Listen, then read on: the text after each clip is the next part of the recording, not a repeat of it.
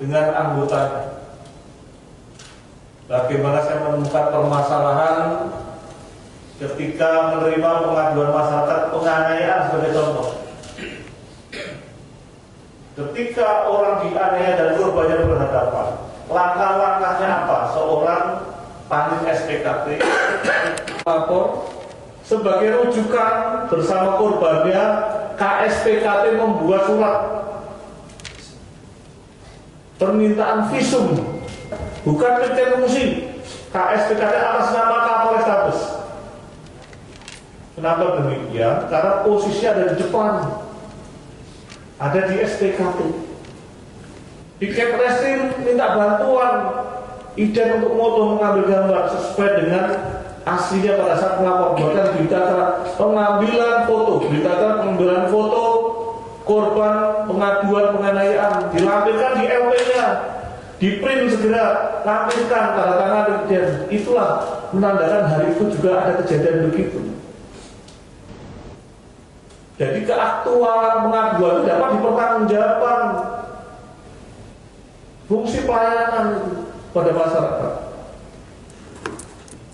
Dengan demikian, peran SPKT yang saat ini ke depan sebagai sang pamaka kembali seperti dulu itu ada.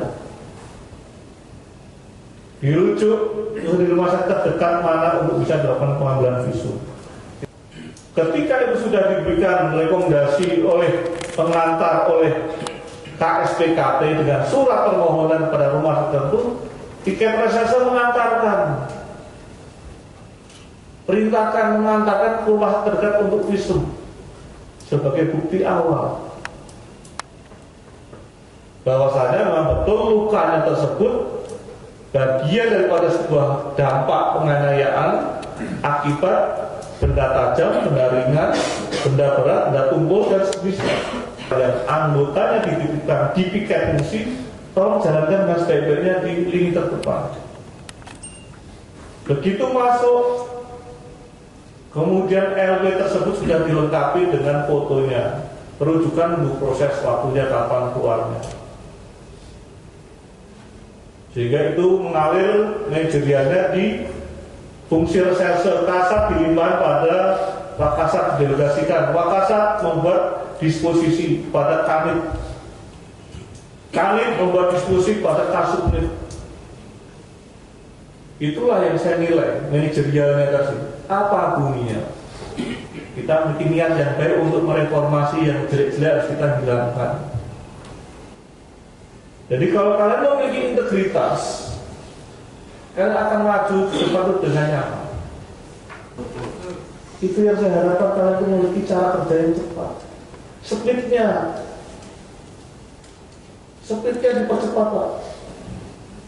Dan bisa kerjasama untuk membuatkan suatu tujuan kita. Kita itu tujuan kita membuat terangnya tidak pidana atau memutuskan itu bukan peristiwa pidana.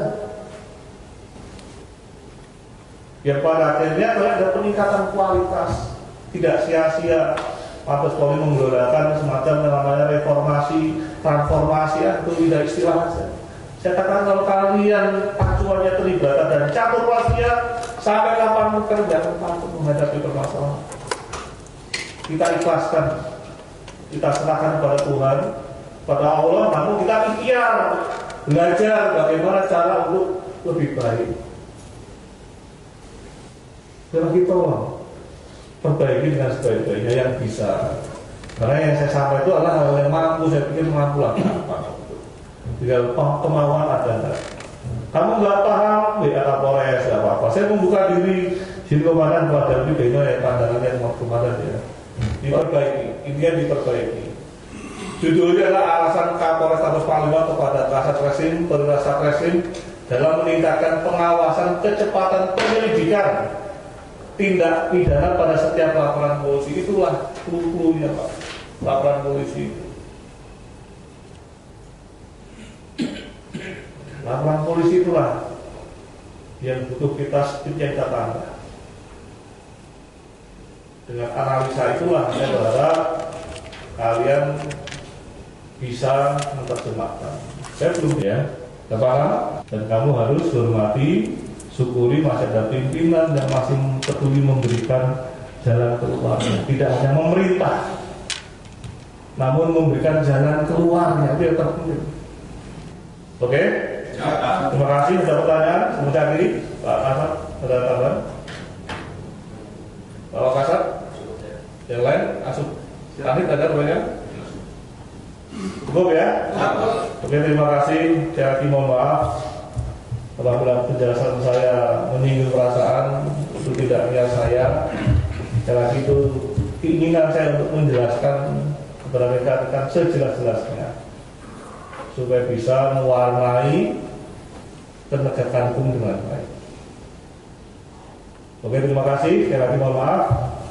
Saya akhiri belajar kebudayaan. Wassalamualaikum warahmatullahi wabarakatuh. Waalaikumsalam. Terima kasih.